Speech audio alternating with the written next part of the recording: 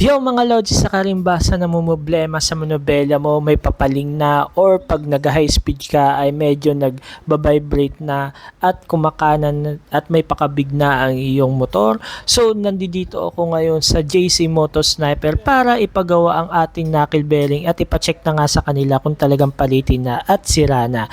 At isa sa mga nagustuhan ko nga dito sa JC Moto Sniper ay meron silang proper tools. Talaga pong nag-invest yung may-ari para po ingatan yung mga parts ng motor natin. Hindi lang po basta-basta pinupukpok. Kung hindi po, nag-invest po talaga sila ng proper tools para po ingatan yung parts ng ating mga motor.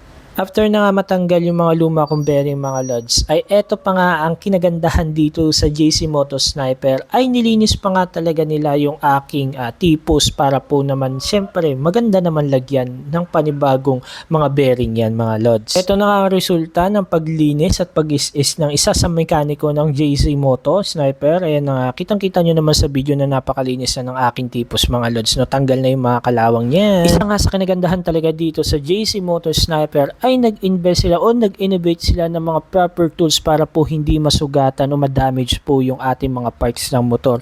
At napasama pa po ako sa promo package na may-ari dahil po birth month niya at mamaya po ay mai-interview ko po ang may-ari, pakinggan nyo po. At eto pong promo nila ay 1.5 na po, kasama na po yung knuckle bearing dyan, yung labor, yung front shock na tuning po.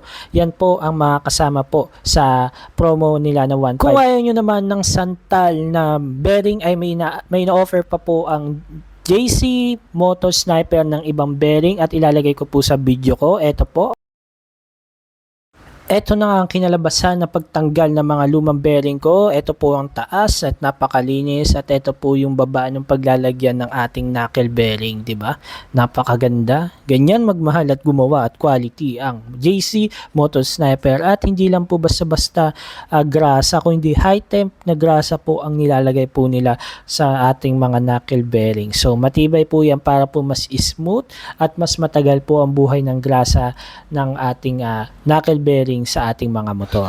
Magandang araw. So ngayon ay linggo. So maulan yung ating ngayon paggawa sa araw na to, pero may mga ilan-ilan na dumayo. So tinatanong ako ni sir kung ano yung mga service offer namin dito. So meron kami ditong bukod sa ginawa namin sa kanya is ball race and shock. So si sir ay pinasok namin sa package na 1.5. Tama, nasa na yung gumawa dito? So, Ayun, yung assign mechanic dito is si Alan at saka si Warren. So, meron din kami ditong change oil, CVT cleaning. Yung CVT cleaning namin is 350 dun sa mga small motorcycle, katulad ng Click, ng MIUI.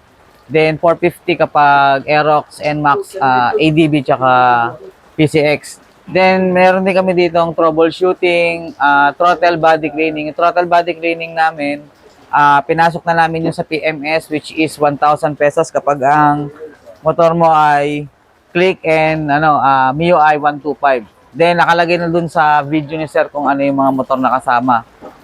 Maganda pala dun sa 1,000 pesos na yon, free na yung FI cleaning. At the same time, free na rin yung pag-diagnose ng motor mo. Then, check parameters. Nag-tune up din kami, top overall, steering tuning. Actually, yun yung ginawa natin dito. Yung steering tuning namin is a ball race. Check yung kanyang front shock, then yung bearing.